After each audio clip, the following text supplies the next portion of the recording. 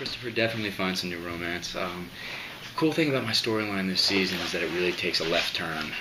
A lot of reporters have been asking me, is there a serious power vacuum with the absence of JR? And not really for Christopher.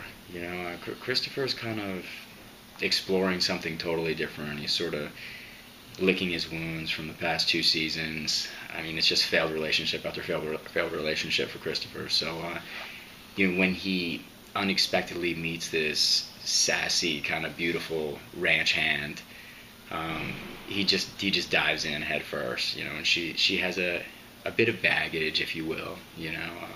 She has a turbulent relationship with an ex-husband who has a bit of a alcohol problem, and she also has a son, you know. And I think Christopher's relationship with her son helps him really deal with some of his, you know, own inner issues, his, you know, feelings of abandonment and everything that he's been through in the first 2 seasons.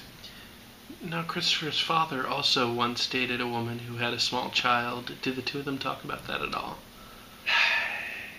We talk about the relationship a bit, yeah. Yeah, we do, actually.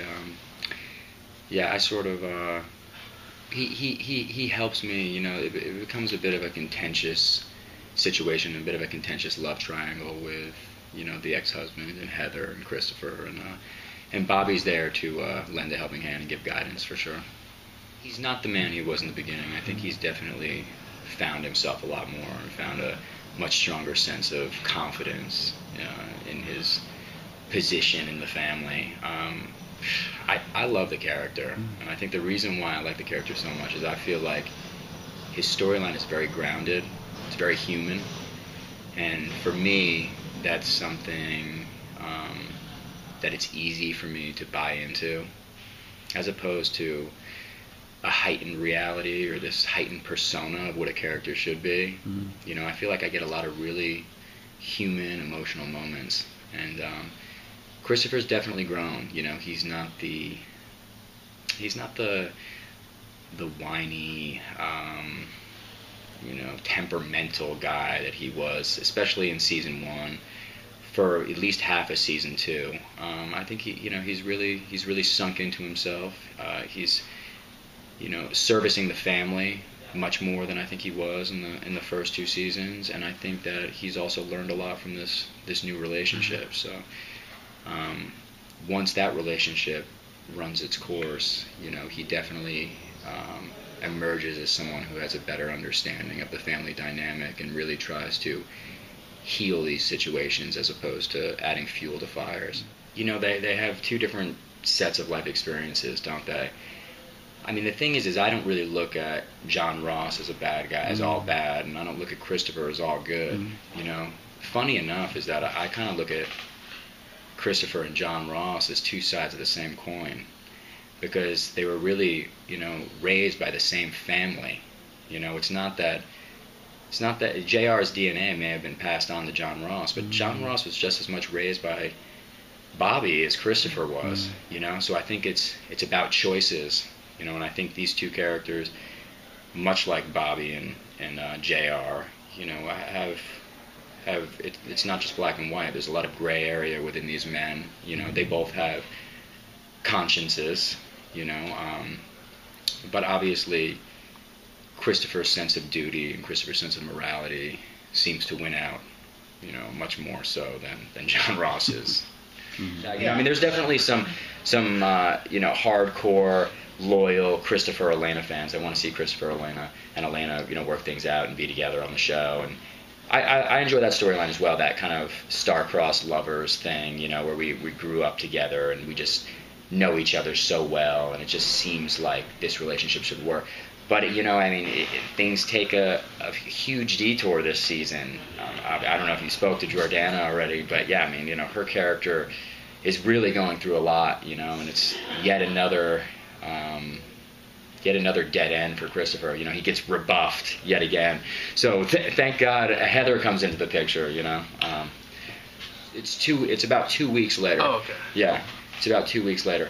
Yeah, he's been trying to get a hold of Elena, and she's been gone. Yeah, no, I mean, it's definitely not 12 hours. But yeah, no, it certainly kind of symbolizes, much like in the original series, how Bobby would sort of turn into himself and go back to the ranch and the land and his roots. Christopher's doing the same thing. When we first see Christopher, he's got the beard, he's out on South Fork Ranch, he's splitting wood, he's doing manly stuff, he's coping, so yeah, I mean, it's definitely a symbol of what he's going through, maybe an exterior armor that he puts on to, try to deal with the pain that he's feeling. Like, for instance, I had never ridden a horse before, so I learned how to ride season 1 of this show.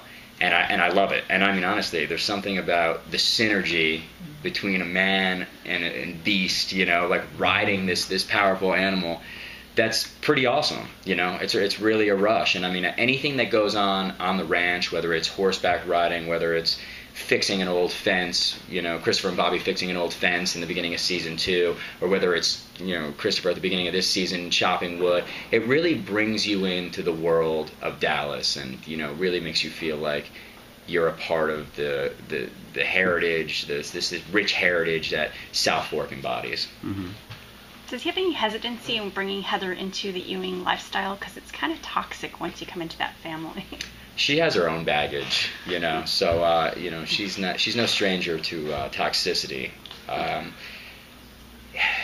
doesn't really get that far, I mean, this is like something that Christopher is experiencing and enjoying, and it's a journey outside of what's going on with the family, and that's why I said that, Christopher's not really partaking in the power vacuum that is going on in the absence of Larry Hagman yet this season. Everything really crescendos in the last 4 episodes. Tensions certainly get much higher. It seems to be the roller coaster ride that we take you on every season.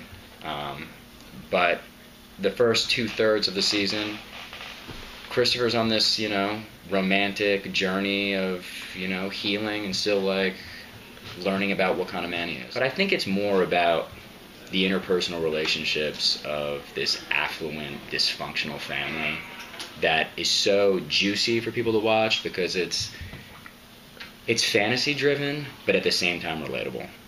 So it's the combination of those two things. I mean, people tune into television shows and watch films because it's escapism.